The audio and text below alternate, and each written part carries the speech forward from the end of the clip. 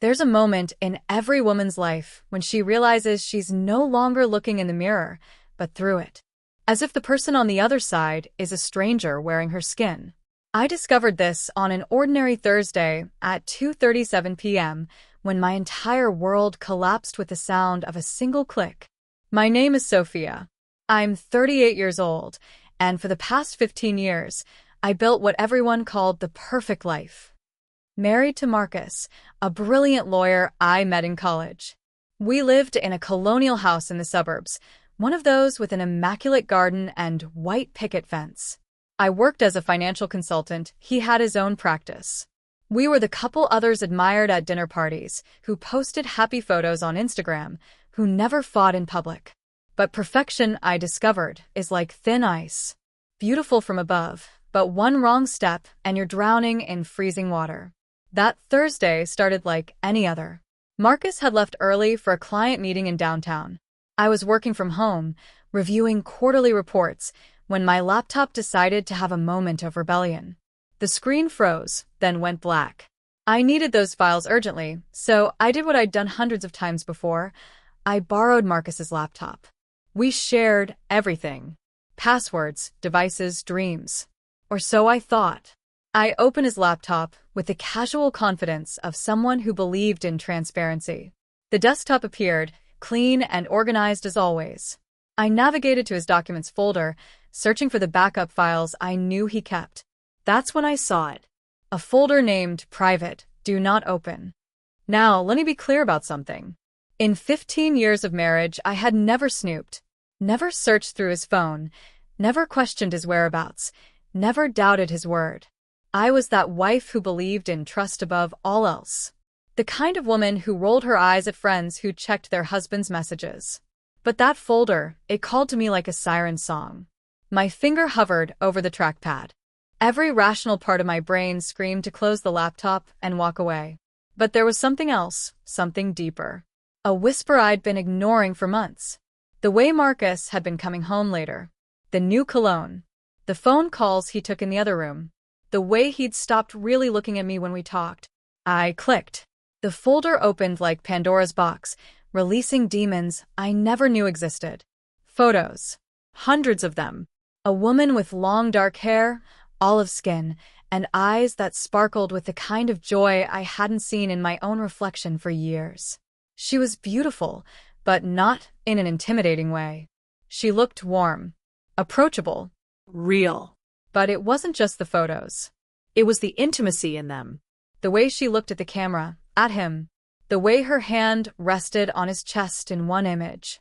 The way they stood together in what looked like a hotel room, both of them glowing with post-coital happiness. My hands started shaking. The room felt like it was spinning, but I couldn't stop scrolling. More photos. Screenshots of text messages. Love letters written in Marcus's handwriting I'd seen on anniversary cards, grocery lists, and our mortgage papers. My dearest Isabella, one letter began. Every moment away from you feels like a lifetime. You've awakened something in me I thought was dead. With you, I remember who I was before I became who I'm supposed to be. Isabella. Even her name sounded like music. I found videos next. Nothing explicit, thank God, but somehow more devastating. Marcus laughing at something she said. Marcus cooking dinner in what was clearly her kitchen. Marcus looking at her the way he used to look at me, back when we were young, and everything felt possible. The timestamps told a story I wasn't prepared to read. This wasn't a recent affair. This had been going on for 8 months. 8 months of lies, of coming home to me after being with her, of sitting across from me at dinner while thinking about her. I found their shared calendar. Weekend trips to places I'd never heard of. Dinners at restaurants he'd never mentioned. A whole parallel life that existed in the spaces between his lies. But the thing that broke me wasn't the evidence of their love affair. It was a document titled Leaving Sophia, Timeline. He was planning to leave me. Had been planning it methodically like one of his legal cases. He'd outlined how to separate our assets, how to tell our families, how to minimize the damage to his career. There was even a section called Sophia's Likely Reactions where he'd written, She'll be devastated initially, but will ultimately be better off. She's been going through the motions for years. This might be the push she needs to find herself again. Find myself again. As if I'd been lost. As if I was the problem. I sat there in my home office, surrounded by the life we'd built together, reading about how my husband planned to dismantle it all. The irony wasn't lost on me. He was going to set me free, and I was going to find out about it through his betrayal. I closed the laptop carefully, as if it might explode. Then I sat in the silence of our house, a silence that had once felt peaceful, but now felt suffocating. I didn't cry. Not yet. Instead, I walked to the kitchen and made myself a cup of tea. Earl Grey, with honey. The same tea I'd been drinking for 15 years. The same honey Marcus bought for me every week at the grocery store, even though he preferred artificial sweeteners. I sat at our kitchen table, the one we'd bought together at an antique shop during our second year of marriage, and I realized something profound. I felt relief. Not devastation. Not rage. Not even surprise, if I'm being honest. Just relief. Like I'd been holding my breath for months without realizing it, and someone had finally given me permission to exhale. The woman in those photos, Isabella, she was getting the man I'd fallen in love with. The spontaneous, passionate, alive version of Marcus. The version I hadn't seen in years. And I was getting the truth. Finally, I finished my tea and went back to work. I completed my quarterly reports, responded to client emails, and scheduled next week's meetings. Because here's what I learned that day. The world doesn't stop spinning when your marriage dies. Life continues, indifferent to your personal apocalypse. When Marcus came home that evening, I was cooking dinner. Salmon with lemon and herbs, his favorite. He kissed my cheek like he had every night for years, and I kissed him back. "How was your day?" he asked, loosening his tie. "Revealing," I said, and he laughed, thinking I was talking about client meetings. If only he knew. That night, as he slept beside me, I lay awake staring at the ceiling. Not planning revenge. I'm not that kind of woman. Not planning confrontation. I'm not that kind of woman either. I was planning my resurrection.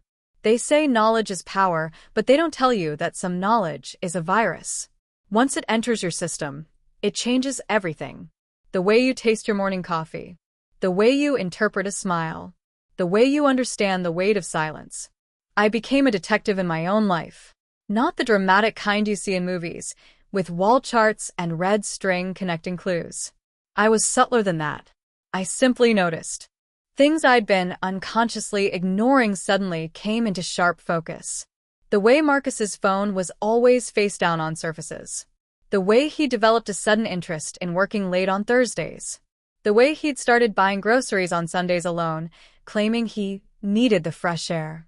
The way he'd suggested we take a break from our weekly date nights because we were both so busy. All of it made sense now. Thursday was Isabella Day. Sunday grocery runs were cover for Sunday brunches with her. Our canceled date nights made room for their date nights. I started keeping a journal. Not of his movements that felt too pathetic, but of my own observations. My own feelings. My own slow awakening to the woman I'd been before I became Mrs. Marcus Hamilton. Week 1. Discovered I hate Earl Grey tea. Have been drinking it for 15 years because it was his favorite, and somehow it became our morning ritual. Bought jasmine green tea today. It tastes like freedom. Week 2. Realized I've been dressing for his approval without even knowing it. Conservative colors, modest cuts, nothing too attention-grabbing. Today I wore a red dress to the office. 3 different people complimented me. I felt like I was wearing my own skin for the first time in years. Week 3. Started going to the gym again. Not for him, not for revenge body goals, but because I remembered how good it felt to be strong. To feel my heart pumping. To sweat out the stagnation. Marcus noticed the changes, but misinterpreted them. He thought I was making an effort for our marriage.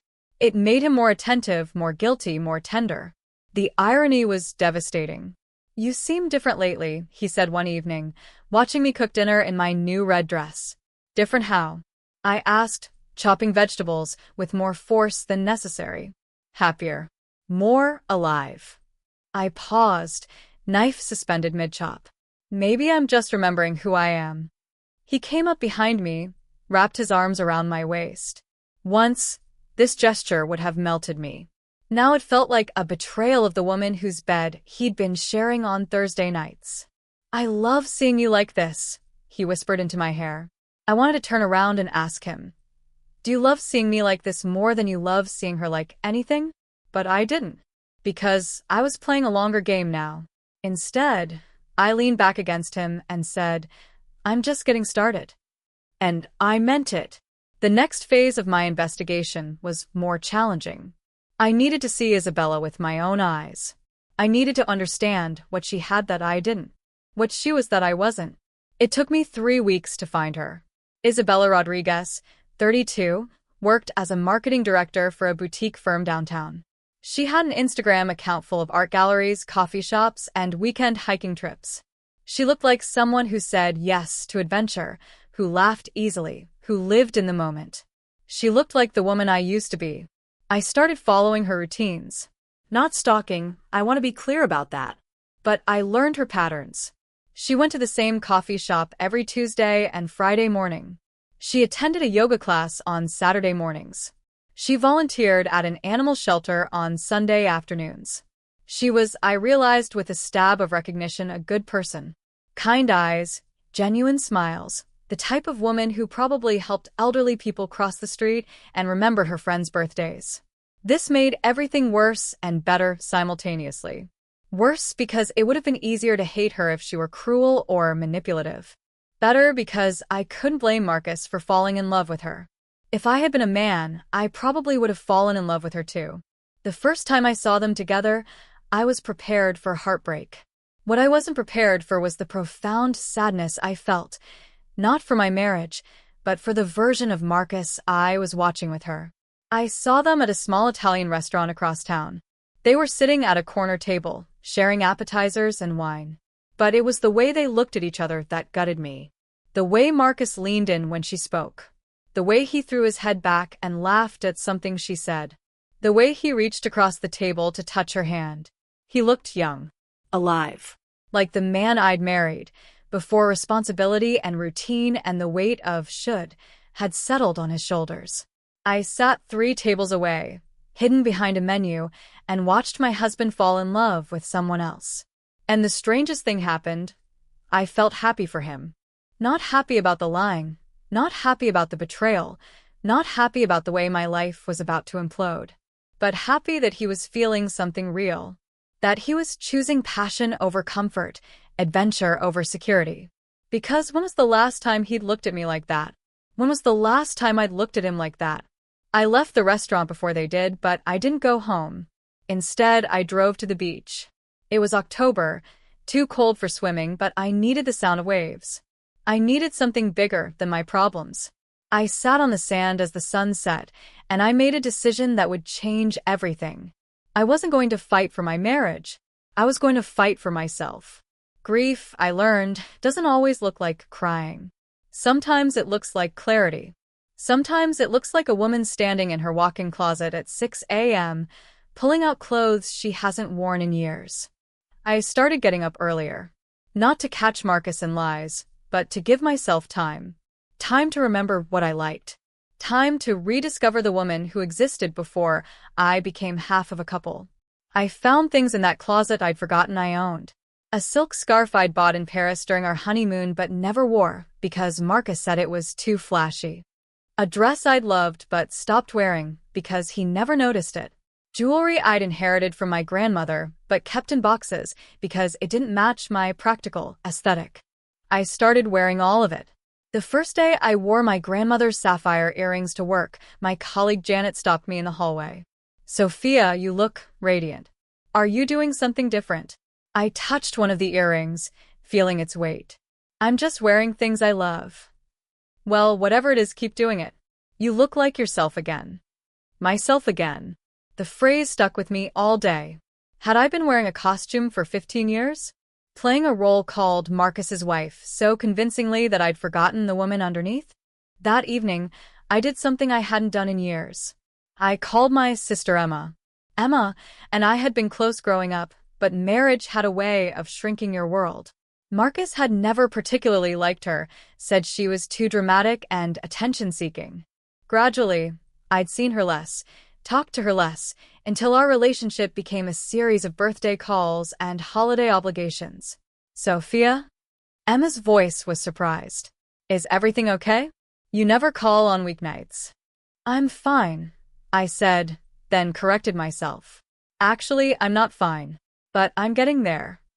There was a pause. What's going on? I found myself telling her everything.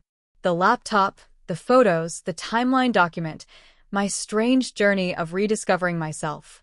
Emma listened without interrupting, occasionally making small sounds of sympathy or outrage. When I finished, she was quiet for a long moment. Sophia, she finally said, I have to ask you something, and I need you to be honest with me. Okay. Are you devastated that your marriage is over? Or are you devastated that it was over long before you knew it? The question hit me like a physical blow. I sat down hard on my bed, the phone pressed to my ear. I don't know. Because from where I'm sitting, it sounds like you're mourning the death of something that was already dead. And maybe, just maybe, you're relieved that someone finally called the time of death. That night, I couldn't sleep. I kept thinking about Emma's words, about the woman in the mirror, about the life I'd been living versus the life I wanted to live. At 3 a.m., I got up and went to my home office. I pulled out a notebook, not the journal where I'd been recording my observations, but a fresh one. I wrote at the top of the first page, Who is Sophia? Not who is Sophia Hamilton, Marcus's wife. Not who is Sophia, the financial consultant. Just who is Sophia. I started writing. Stream of consciousness, no editing, no judgment. Just words flowing out of me like water from a broken dam. I love thunderstorms. I love the way the air smells before it rains. I love old books and new ideas. I love spicy food and strong coffee. I love long walks and longer conversations. I love art that makes me feel something, even if I can't name what that something is. I used to paint. I used to write poetry. I used to stay up all night talking to friends about dreams and fears and the meaning of life. I used to dance in my kitchen while cooking dinner. I used to wear bright colors and bold jewelry and say exactly what I thought. When did I stop doing all of that? When did I become so careful? So measured? So afraid of taking up space? I want to travel. I want to see the northern lights and swim in the Mediterranean. I want to take a cooking class in Tuscany and learn to tango in Buenos Aires. I want to read every book on my ever-growing list and write stories that matter. I want to fall in love again. Maybe not with a person, but with life itself, with possibility, with the woman I used to be and the woman I could become. I wrote for 3 hours. Pages and pages of thoughts and dreams and desires I'd been suppressing for years. When I finally stopped, my hand was cramping, but my heart felt lighter than it had in months. The next morning, I made a decision that would have seemed impossible just weeks earlier. I called my boss and requested a leave of absence. A leave of absence? Mr. Peterson sounded confused. Are you ill? No, I said, looking at my reflection in the bathroom mirror. I'm healing. I had savings. I had skills. I had time. What I didn't have was any more patience for living a life that felt like a waiting room. When Marcus came home that evening, I was in the kitchen making dinner. But instead of his favorite salmon, I was making something I loved, a spicy Indian curry that filled the house with the scent of cardamom and garam masala. Smells different in here, he said, loosening his tie. I'm trying new things, I replied, stirring the pot. He looked at me more closely. You're wearing your hair down. I touched my hair, self-consciously. I'd been wearing it in a tight bun for work for so long that I'd forgotten how it felt to have it loose around my shoulders. I like it, he said, and for a moment, I saw a flicker of the man I'd married. The man who was falling in love with Isabella because she reminded him of parts of himself he'd forgotten. Thank you, I said, and meant it. We ate dinner by candlelight, not because it was romantic, but because I decided I liked the way shadows danced on the walls. We talked about our days, about the news, about nothing important. But underneath the conversation, I could feel the weight of everything unsaid. After dinner, Marcus went to watch television, and I went to my office. I opened my laptop and started researching art classes, writing workshops, travel destinations, languages I'd always wanted to learn. I was planning my second life while my first life crumbled around me. And for the first time in years, I felt truly alive. There's a difference between knowing and understanding. I knew Marcus was having an affair, but I didn't understand what it meant until I saw the receipt. It was a Saturday morning in November. Marcus had gone for a run, or so he said. I was organizing our financial documents for tax season when I found it tucked between credit card statements. A receipt from Tiffany & Company for $3,200, dated the previous Thursday. My hands went cold as I read the description. Platinum diamond necklace, Tiffany T. True. Thursday. Isabella Day. I sat at our kitchen table, holding the receipt like it might burst into flames. In 15 years of marriage, Marcus had never spent that much on jewelry. My engagement ring had cost less than that. The tennis bracelet he'd given me for our 10th anniversary had been half that price. But for Isabella? For Isabella, he bought a necklace that cost more than most people's rent. I found myself laughing. Not because anything was funny, but because the alternative was screaming. Here I was learning to love myself again, while my husband was buying another woman jewelry that would have made me faint from sticker shock. The laughter turned to tears, and the tears turned to something deeper. Not just sadness, but rage. Pure, clean rage. For the first time since I discovered the affair, I felt angry. Not at Isabella. She owed me nothing. But at Marcus. At the man who had been living a double life while I cooked his favorite meals and did his laundry and listened to his problems at work.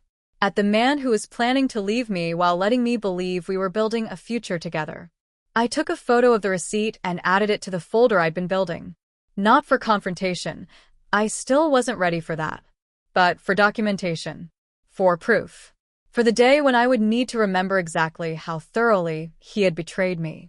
That afternoon, I did something I'd never done before. I called a lawyer. I need to understand my options, I told Margaret Chen, a divorce attorney Emma had recommended. I'm not ready to file yet, but I need to know where I stand. Margaret was kind, but direct. She explained community property laws, asset division, spousal support. She asked questions I hadn't thought to ask myself. Do you want to try to save the marriage? She asked near the end of our consultation. I was quiet for a long moment. I don't think there's a marriage left to save. But you're not ready to end it? I'm not ready to let him end it on his terms. Margaret nodded. I understand. Take your time. But Sophia? Don't wait too long. The emotional cost of living with this knowledge, it's not sustainable. She was right, of course. The weight of knowing was changing me. I found myself studying Marcus's face when he talked, looking for signs of guilt or remorse. I analyzed every conversation for hidden meanings. I turned innocent interactions into evidence of deception. It was exhausting, but it was also clarifying. Every lie he told, every evening he came home late, every time he answered his phone in another room, it all reinforced my growing certainty that I deserved better. The breaking point came 3 weeks later. Marcus had been working late again, or so he claimed. I was in bed, reading, when I heard his car in the driveway. I listened to his footsteps on the stairs, the familiar sound of him trying to be quiet. He slipped into our bedroom, thinking I was asleep. But I wasn't. I was watching him in the dim light from my bedside lamp as he undressed. And that's when I saw it. A mark on his neck. Not a bruise, not a scratch. A lipstick stain. Dark red, like the lipstick Isabella wore in half her Instagram photos. He caught me looking. Sophia? I thought you were asleep. I was reading, I said quietly, setting my book aside. He touched his neck self-consciously. I must have gotten something on me at the restaurant. The waitress was clumsy with the wine. Such a careful eye. So practiced. So utterly convincing. If I hadn't known better. Must have been some wine, I said. He laughed nervously and headed for the bathroom. I'll shower. Long day. I listened to the water running and made another decision that would have seemed impossible months earlier. I wasn't going to pretend anymore. I wasn't going to collude in my own deception. When he came out of the bathroom, I was still awake. "Marcus," I said softly. I know." He froze, towel wrapped around his waist. "Know what?" "I know about Isabella." The silence that followed was deafening. I could hear my own heartbeat, the hum of the heater, the distant sound of traffic. But mostly, I could hear the sound of 15 years of marriage cracking apart. "Sophia?" He started, but I held up my hand. "I don't want to hear it. Not tonight. But I need you to know that I know." He sat down heavily on the edge of the bed, his back to me. "How long?" "Long enough." "I'm sorry." "I know you are. I never meant for it to happen." "I know that too." He turned to look at me, and I saw something I'd never seen in his eyes before. Fear. "What happens now?" he asked. I pulled the covers up to my chin, suddenly cold. "I don't know yet. Do you want me to end it?" The question hung in the air like smoke. Did I want him to end it? Did I want to fight for a marriage that had been broken long before Isabella came into the picture? Did I want to compete for the love of a man who had been planning to leave me anyway? "I want you to be honest with me," I said finally. "About everything. About her, about us, about what you want." "I don't know what I want." "Yes, you do. You just don't want to hurt me more than you already have." He was crying now, silently, his shoulders shaking. "I love you, Sophia. I do. But I also love her." He nodded. "And you want to be with her?" Another nod. "Then be with her." He looked at me with surprise. "What?" "If you love her, if you want to be with her, then be with her. But don't lie to me anymore. Don't make me complicit in my own betrayal." I got out of bed and walked to the window.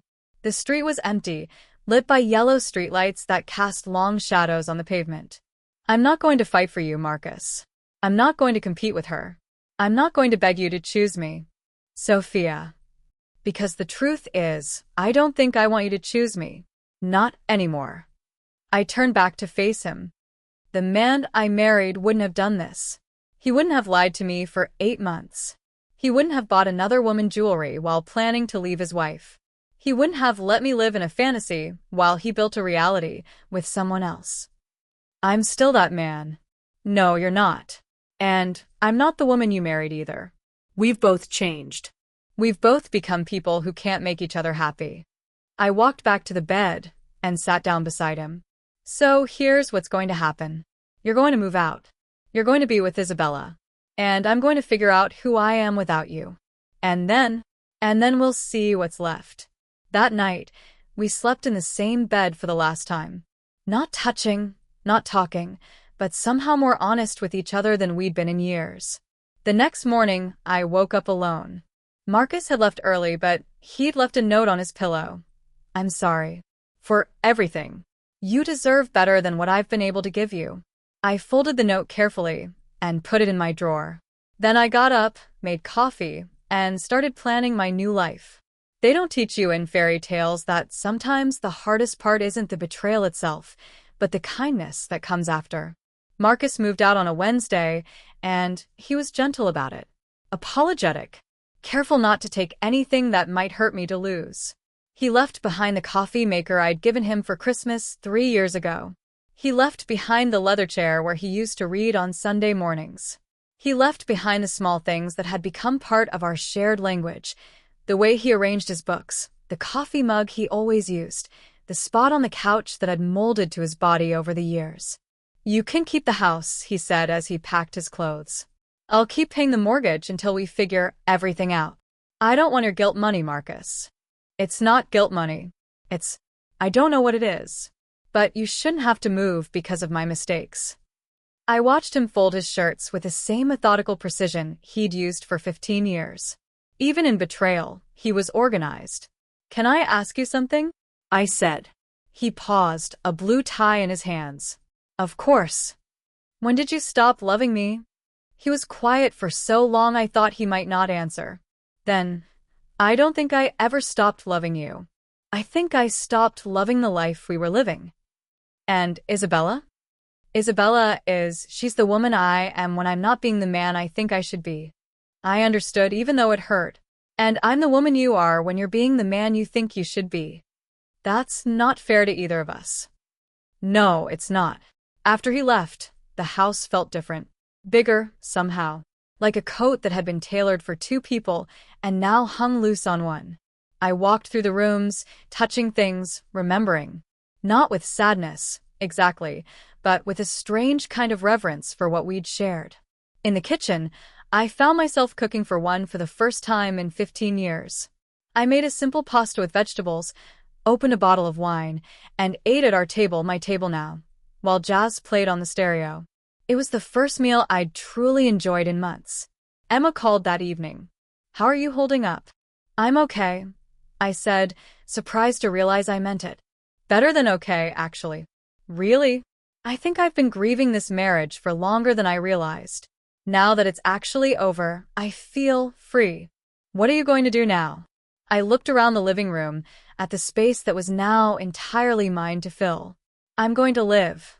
The first thing I did was redecorate.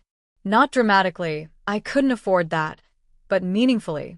I moved furniture around, hung artwork I'd kept in storage, added plants and candles and books.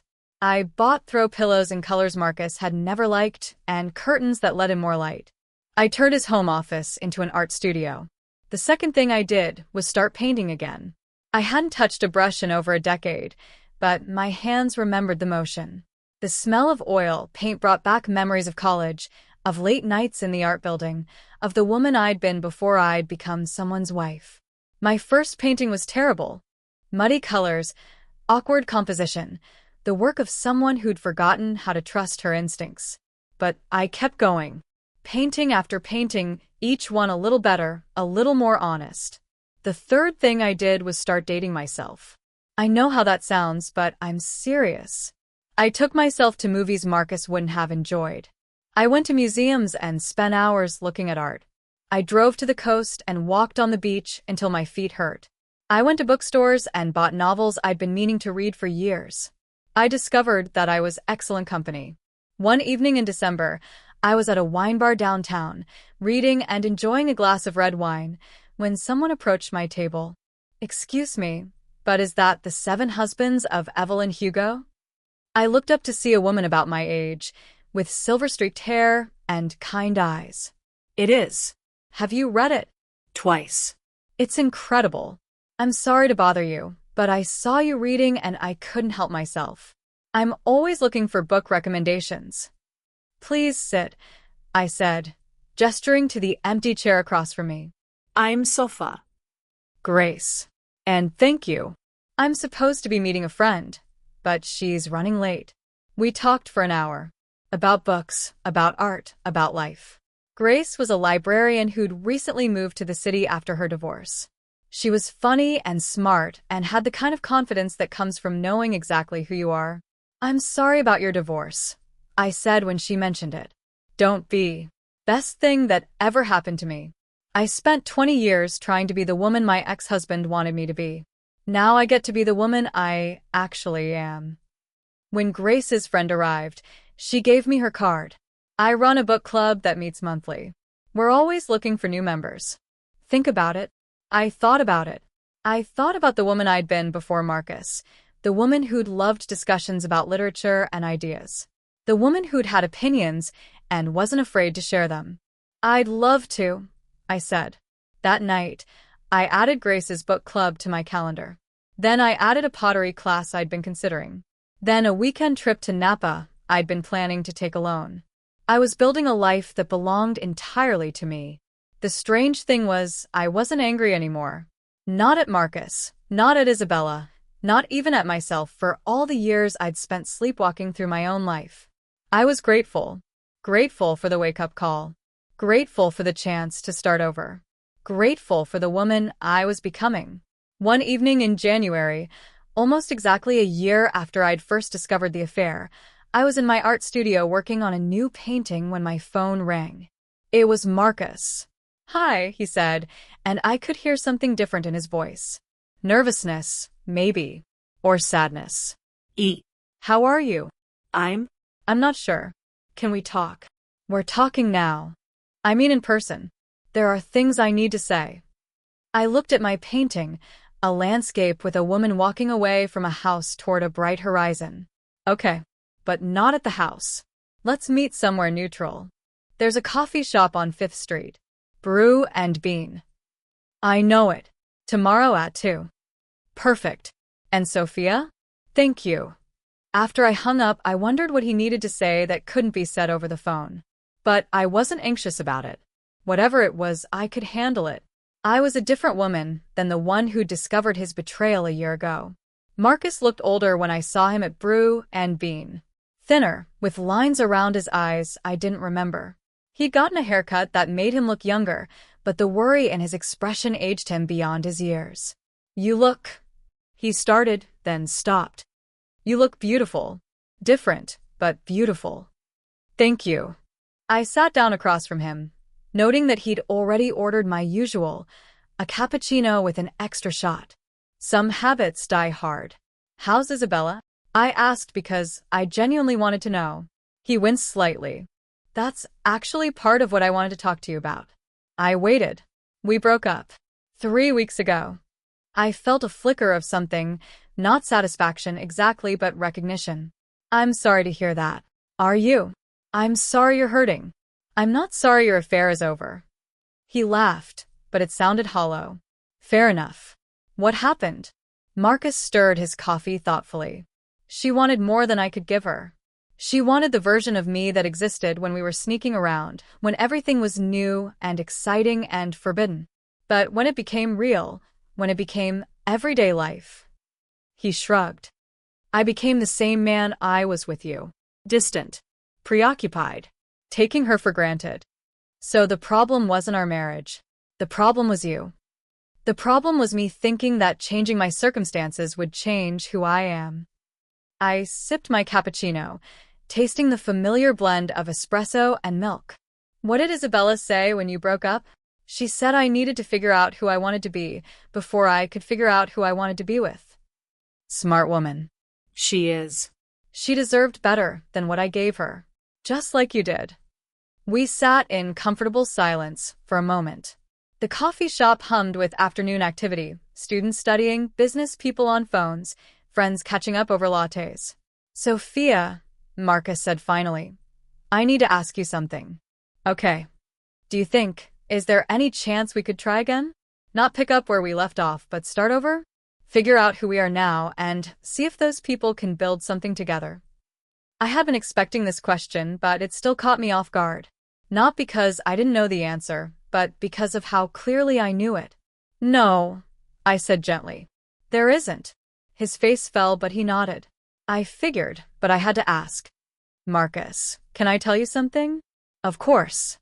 This year, this terrible, devastating, wonderful year, has been the best year of my life. He looked confused. How can you say that? Because for the first time in 15 years, I've been living for myself. Making choices based on what I want, not what I think I should want. Not what would make you happy or comfortable or proud. I leaned forward. I've been painting again. Did you know that? I have an art studio now in what used to be your office. I'm taking pottery classes and I joined a book club, and last month I went to Barcelona by myself. You went to Barcelona? I did. And it was incredible.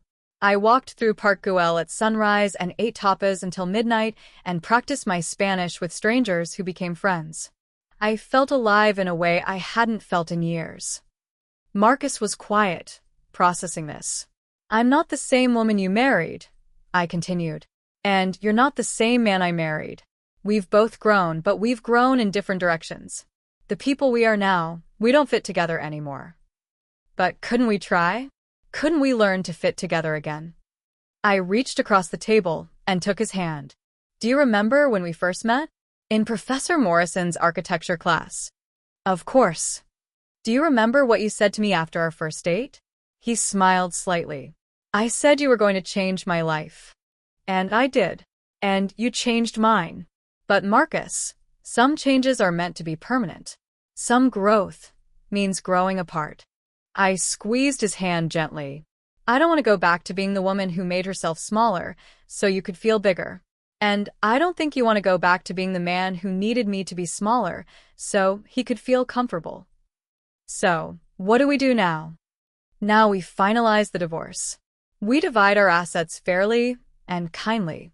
We wish each other well. And we both get to discover who we are when we're not trying to be half of a whole.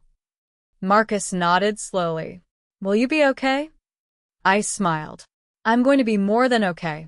I'm going to be happy. Good. You deserve to be happy. So do you.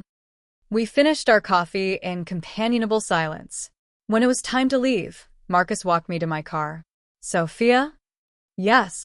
For what it's worth, I think the woman you've become is incredible. I wish I'd been able to see her while we were married.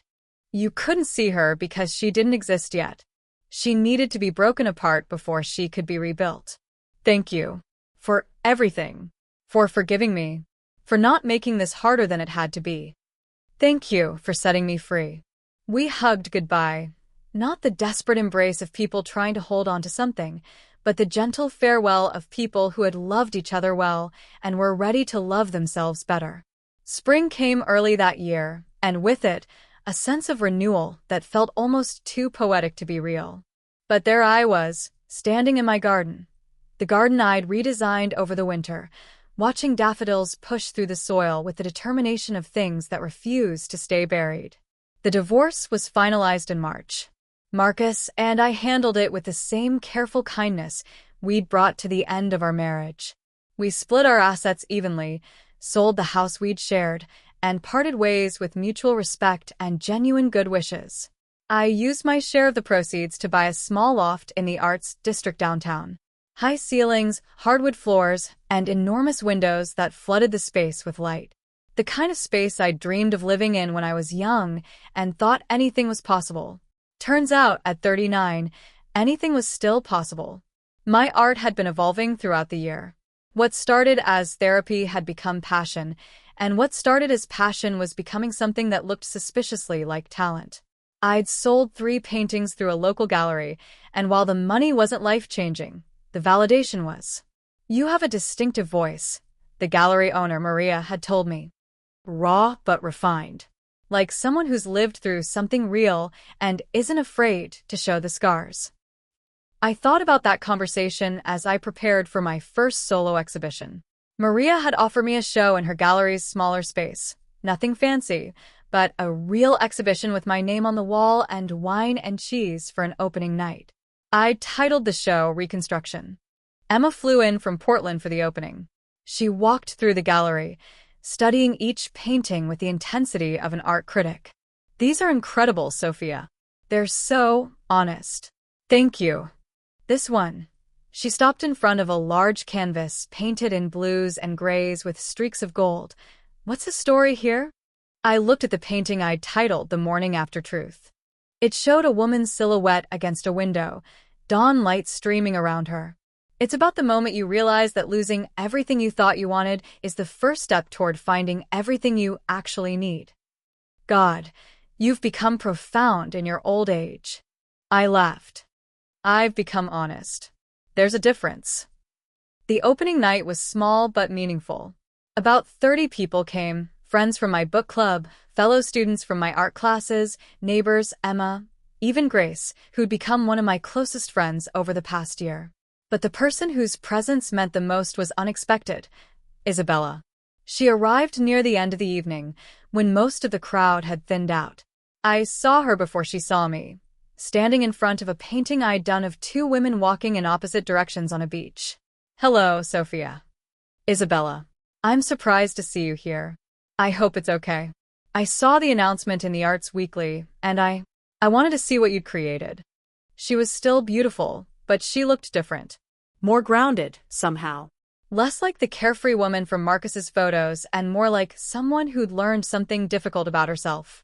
How are you? I asked. I'm good. Better. I'm in therapy now, working through some things. She gestured toward the paintings. These are extraordinary. Thank you. Can I ask you something? Of course. How are you not angry with me? I mean, really. I helped destroy your marriage. I considered the question. My marriage was already broken, Isabella. You didn't break it. You revealed the cracks that were already there. But still, you were sleeping with my husband while I was making his favorite dinner and doing his laundry. Yes, that hurt. But staying angry about it would be like staying angry at the fire for burning down a house that was already rotting from the inside. She nodded slowly. Marcus told me you said no when he asked about trying again. I did. Why? I looked around the gallery at the paintings that told the story of my year of becoming. Because I realized I'd rather be alone and authentic than coupled and performing. I'd rather build a life that's entirely mine than rebuild one that was never quite right to begin with. I think you're braver than I am. No, I think I'm older than you are. At 32, I might have fought for him. At 39, I'm fighting for myself. Isabella left shortly after that, but not before buying one of my paintings, a small piece I'd titled Forgiveness. I watched her walk away and felt something I hadn't expected: gratitude. Not for the affair, but for the clarity it had brought. After everyone left, I stood alone in the gallery, surrounded by the visual story of my reconstruction. Maria approached with a bottle of champagne. How does it feel? She asked. Surreal. Like I'm living someone else's life. Or maybe like you're finally living your own life. We opened the champagne and toasted to art, to courage, to the beautiful messiness of becoming who you're meant to be. So, what's next? Maria asked. I thought about the question. What was next? For the first time in years, I didn't know. And that uncertainty felt like freedom. I'm thinking about traveling. Maybe spending a few months painting in different places. Tuscany, maybe. Or Greece. Alone? Alone. Although I'm discovering that alone doesn't mean lonely anymore. 6 months after my art show, I was standing in a field of sunflowers outside of Avignon, France, trying to capture on canvas the way the morning light turned the flowers into molten gold. I'd been in Europe for 3 months, part of an artist residency program I'd applied for on a whim. My phone buzzed with a text from Emma. Saw your Instagram post. You look radiant. And very French. I laughed, looking down at my paint-stained linen dress and canvas espadrilles. I did feel French, or at least like some international version of myself I'd never known existed. The residency was housed in a converted monastery in the countryside, home to 12 artists from around the world. We shared meals, critiqued each other's work, and had long conversations about art and life and the intersection between the two. You paint like someone who has survived something, Nico, a sculptor from Italy, had told me during one of our evening discussions. I have survived something, I'd replied. I survived myself. The other artists had become a kind of chosen family. Marcus from Denmark, yes, another Marcus, though this one was 28 and gay and bore no resemblance to my ex-husband except the name. Chun from Beijing, Fatima from Morocco, David from New York. We were all running towards something, or away from something, or both. My work had evolved dramatically during my time in France. The paintings were bigger, bolder, more confident. I was experimenting with mixed media, incorporating found objects and text into the canvases. The themes remained the same: transformation, resilience, the beauty of breaking apart, but the execution had become more sophisticated. You're ready, Maria had told me during our last video call. When you come back, I want to give you the main gallery. A full retrospective of your year abroad. A full retrospective. At this time last year, I'd been a woman discovering her husband's affair. Now I was an artist preparing for a major exhibition in a respected gallery. The transformations still amazed me. But it wasn't just my art that had evolved. I had evolved. The woman who'd been afraid to wear a red dress to the office had been replaced by someone who thought nothing of driving through the French countryside alone, communicating in broken French and elaborate gestures, sleeping in hostels, and eating at roadside cafes. I'd learned to trust my instincts again. To say yes to invitations, to take risks, to believe that I was worthy of good things. In Provence, I'd met Jean-Luc, a vintner who spoke beautiful English and had eyes the color of sage. We'd had a brief, lovely romance. Dinners overlooking vineyards, long walks through lavender fields, conversations about art and wine, and the philosophy of living well. You are a woman who knows herself, he'd said on our last night together. This is very attractive. I'm still learning myself, I'd corrected. But the learning never stops. This is what makes life interesting, Non. When it came time for me to leave Provence, we'd parted with warmth and no promises. I wasn't looking for another relationship to define me. I was enjoying being a woman who could love freely and let go gracefully. From France, I'd gone to Greece, then to Morocco, then to Portugal. In each place, I'd painted and learned and grown. I'd collected stories in colors and textures that found their way onto my canvases. I'd also collected something more valuable: confidence in my own company. There had been moments of loneliness, of course.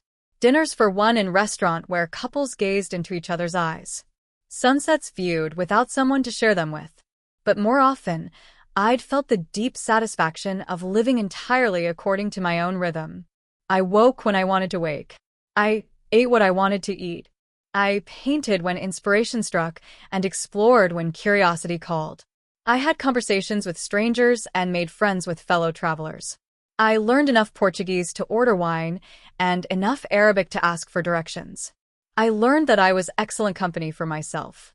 Now, as I stood in that sunflower field, putting the finishing touches on a painting that captured something essential about the way light could transform the ordinary into the extraordinary, I realized something profound. I was happy. Not happy because my life was perfect. It wasn't. Not happy because I'd found love. I hadn't. Not the romantic kind anyway.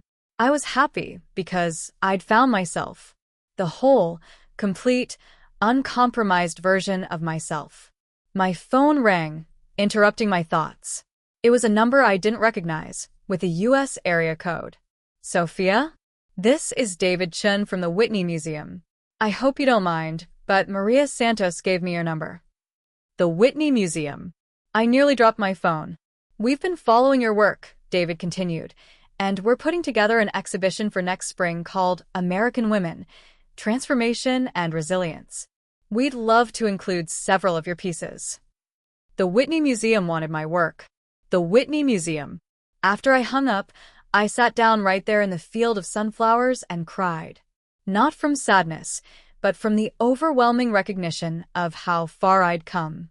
A year and a half ago, I'd been a woman who'd lost herself so completely in marriage that she'd forgotten she existed as an individual. Now I was an artist whose work was being considered for one of the most prestigious museums in the country. But more than that, I was a woman who knew her own worth, who trusted her own instincts, who wasn't afraid to take up space in the world. I painted until the sun set, until the sunflowers became silhouettes against a sky painted in shades of pink and gold. Then I packed up my easel and drove back to the monastery, where my artist family was waiting with wine and cheese and stories of their own days spent creating. That night, I wrote in my journal. Today I realized that I've been thinking about my divorce as the end of one story and the beginning of another. But that's not quite right. It's more like I was a rough draft of a person for 38 years, and the divorce was when I finally decided to edit myself into the final version. The woman I am now, the artist, the traveler, the person who can sit alone in a foreign country and feel completely at peace, she was always there. She was just buried under years of trying to be who I thought I should be instead of who I actually was. Marcus didn't destroy me. He freed me. He freed us both. And tomorrow I fly home to a life that is entirely my own creation. Coming home after 6 months abroad is like trying on old clothes after losing weight. Everything looks familiar, but fits differently. My loft felt smaller than I remembered, but also more mine. The light streaming through the enormous windows had the same quality, but I saw it with eyes that had absorbed Mediterranean sun and North African shadows. My easel stood exactly where I'd left it, but I approached it as a different artist than the one who departed. Emma picked me up from the airport, took one look at me, and whistled. "Okay, who are you, and what did you do with my sister?" I laughed, knowing what she meant. The woman who'd left 6 months ago had been confident but cautious, rebuilt, but still rebuilding. The woman who returned had a different quality, a settledness, a sense of someone who had found her center. I'm the same person. No, you're not. I don't know.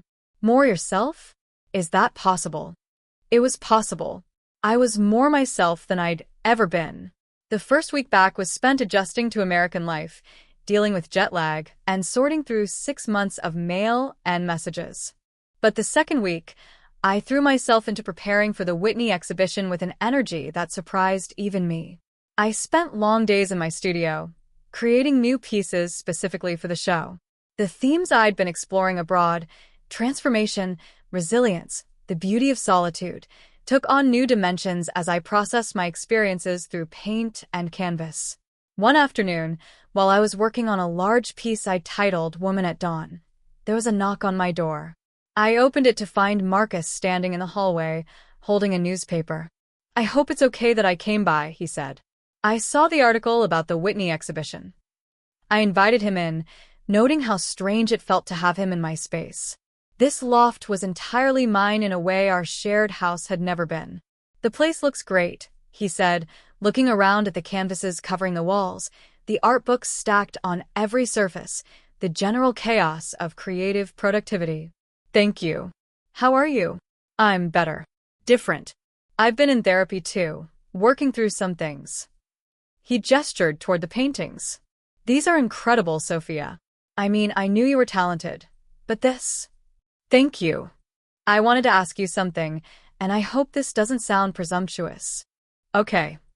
Would it be all right if I came to the opening? Not as your ex-husband, but as someone who admires your work.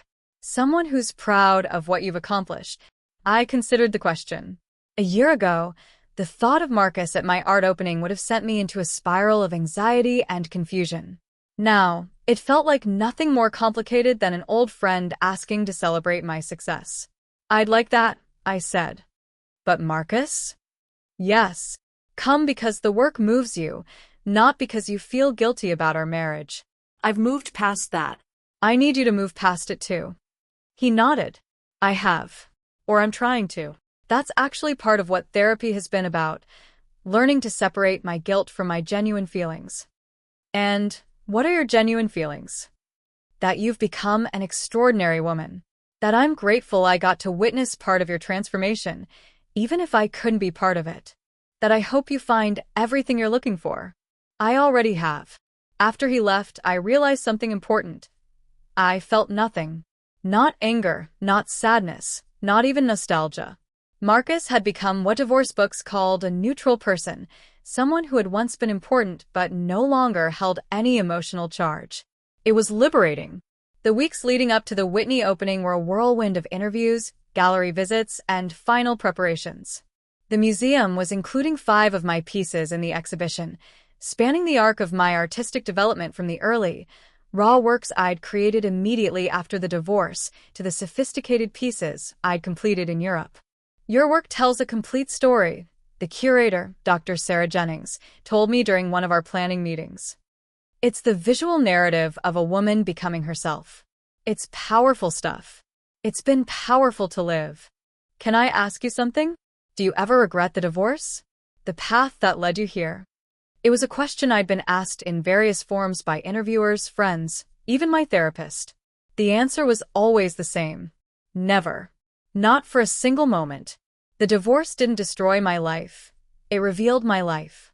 Everything I am now was always inside me. I just needed the courage to let her out. The night before the opening, I stood in my studio surrounded by the paintings that would soon hang in one of the world's most prestigious museums. Each one represented a stage of my journey, a lesson learned, a wall broken down. I thought about the woman who discovered her husband's affair 18 months ago. She'd been broken, but she'd also been brave. She'd made the choice to rebuild rather than simply survive. She trusted that there was something worth salvaging in the wreckage of her old life, not the marriage, but herself. I raised a glass of wine to her, that earlier version of myself who'd had the courage to begin. The opening night of American Women, Transformation and Resilience at the Whitney Museum was everything I'd dreamed of and nothing I'd expected. I'd imagined feeling nervous, overwhelmed, like an imposter among real artists. Instead, I felt calm, grounded, like someone who belonged exactly where she was. The museum was packed. Art critics, collectors, other artists, friends, strangers who'd read about the exhibition. I wore a simple black dress, elegant but not trying too hard, and my grandmother's sapphire earrings. The same earrings that had marked the beginning of my rediscovery. Emma was there, of course, along with Grace and several friends from my book club. Maria had flown in from the gallery. Et Jean-Luc had 100 flowers with a note, pour la femme extraordinaire qui sait qui elle est. For the extraordinary woman who knows who she is. But the person whose presence meant the most was unexpected. My mother. My mother and I had had a complicated relationship for years. She'd never understood my marriage to Marcus, thought I'd been too accommodating, too willing to compromise myself. When I told her about the divorce, she'd been supportive but not surprised. I wondered when you'd remember you were more than someone's wife, she'd said. Now she stood in front of my largest painting, a piece called Phoenix, that showed a woman emerging from flames, wings spread, eyes fierce with determination. I'm proud of you, she said simply. For the art, for the courage, for becoming who you were meant to be. As the evening progressed, I found myself in conversations with strangers who connected deeply with the work. A woman in her 50s who'd recently ended a 30-year marriage. A young artist struggling to find her voice. A man who'd lost his job and was rebuilding his identity. Your paintings make me feel less alone, one woman told me. They remind me that breaking apart isn't the end of the story. It's the beginning, I agreed. Near the end of the evening, I noticed Marcus standing quietly in front of the painting I'd done of our old house, the one that showed a woman walking away toward a bright horizon. He'd been studying it for several minutes. I approached him. What do you think? I asked. I think you captured something true, he said. About endings. About the courage it takes to walk toward something unknown. Do you regret it? The way things ended. I regret the pain I caused. I regret the lies. But I don't regret that it ended. We weren't meant to be together forever, Sophia. We were meant to be together long enough to become the people who could find our real lives. That's very philosophical for a lawyer. He laughed. Therapy will do that to you. How are you doing? Really? I'm good. Still figuring things out, but good. I'm seeing someone new, a therapist who specializes in men who sabotage their relationships. He paused. Her name is Catherine. She's kind and patient, and nothing like the women I've been drawn to in the past. That sounds healthy. It is. For the first time in my life, I'm in a relationship where I don't feel like I need to be someone else to be loved. I smiled. I know that feeling. Are you seeing anyone? The question didn't carry the weight it once might have. It was simple curiosity, not jealousy or hope. Not seriously. I've had some lovely connections. In France, a vintner named Jean-Luc. Here, a fellow artist named David. But I'm not looking to couple up again anytime soon. Why not? Because I like my life exactly as it is. I like waking up every morning knowing the day belongs entirely to me. I like making decisions based on what I want, not what would make someone else happy. I like being whole all by myself. That sounds lonely. It's the opposite of lonely. It's complete. After the reception ended, I walked through the museum one last time, looking at my paintings hanging alongside works by other women who'd found the courage to tell their truths through art. Dr. Jennings found me standing in front of Phoenix. How does it feel? She asked. Surreal.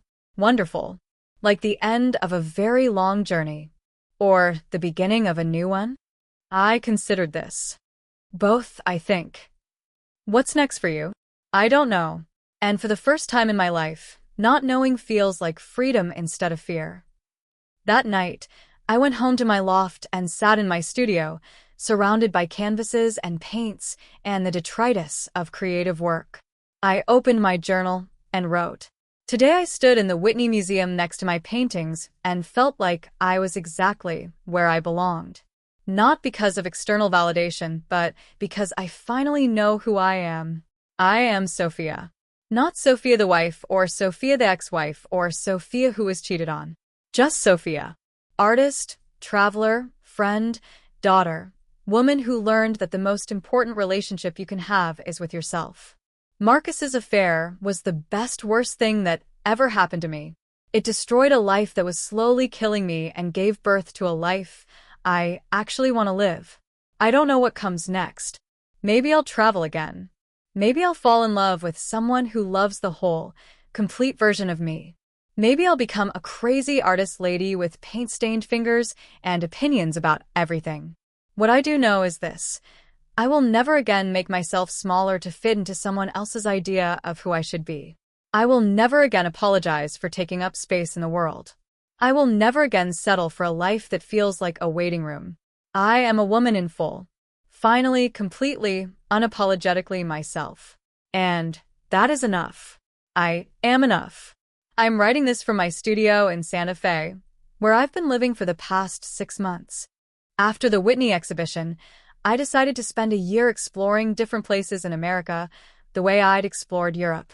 I've lived in Portland, Austin, and now here in the high desert, where the light is unlike anywhere else I've ever been. My work has continued to evolve. The paintings are larger now, more abstract, but still rooted in the themes of transformation and resilience that have become my signature. I've had shows in galleries across the country, and my pieces are starting to appear in permanent collections. But more than the professional success, I've found something rarer: contentment. Not happiness that comes and goes like weather, but deep, abiding contentment with the life I've built. I wake up every morning in my adobe house with its red tile floors and Vegas on the ceiling, and I feel grateful. Grateful for the journey that brought me here. Grateful for the woman I've become. Grateful for the courage it took to choose authenticity over comfort. Last month, I got an email from Isabella. She's engaged to a man she met in her therapy group, someone who, according to her message, sees all of me and loves all of me. She's also started painting, inspired partly by seeing my work in a magazine. "Thank you," she wrote, "for showing me that it's possible to rebuild yourself from the ground up. You probably don't realize it, but you've been a role model for me in ways I'm still discovering." The irony wasn't lost on me. The woman who'd helped end my marriage had become inspired by the woman I'd become after that marriage ended. Life has a sense of humor sometimes. Marcus and I exchange Christmas cards now. Nothing more, nothing less. He married Catherine last spring, a small ceremony, according to Emma, who ran into them at a restaurant in the city. He looked happy, she reported. Settled in a way he never had with me. I felt nothing but happiness for him when I heard the news. We'd both found our real lives, just not with each other. As for me, I'm still single, still traveling, still painting, still learning. I've had romantic connections along the way: a sculptor in Portland who made me laugh until my sides hurt, a writer in Austin who challenged my ideas about art and life, a photographer here in Santa Fe who sees beauty in the same light that captures my imagination. But I haven't fallen in love in the way that reorganizes your life around another person. And I'm okay with that. More than okay. I'm intentional about it. I've learned that there's a difference between being alone and being lonely, between being independent and being isolated. I'm alone by choice, but I'm not lonely. I have deep friendships, creative collaborations, connections with people all over the world. I have a life that feels full and rich and entirely my own. Sometimes people ask me if I ever want to get married again. The honest answer is, I don't know. Maybe someday I'll meet someone who enhances my life without diminishing it, who loves the whole, complete version of me I've worked so hard to become. But if that never happens, I'll still have had an extraordinary life. I'll still have created art that matters to me. I'll still have traveled to places that expanded my understanding of the world. I'll still have become the woman I was always meant to be. And that woman, the one writing this, the one who learned that she could survive the destruction of everything she thought she wanted, she is enough. She has always been enough. The sun is setting now over the Sangre de Cristo Mountains, painting the sky in shades of pink and gold that would make even the most experienced artist weep with joy. I'm going to set down this journal and go outside to watch the last light fade from the desert landscape. Tomorrow, I'll paint what I see tonight. I'll try to capture the way the light transforms the ordinary landscape into something transcendent, the way endings can become beginnings. The way breaking apart can lead to becoming whole. The way a woman can discover that losing everything she thought she wanted is the first step toward finding everything she actually needs. This is my story. The story of a woman who learned that the most important love affair of her life was with herself. The story of transformation, resilience, and the courage to start over. It's still being written,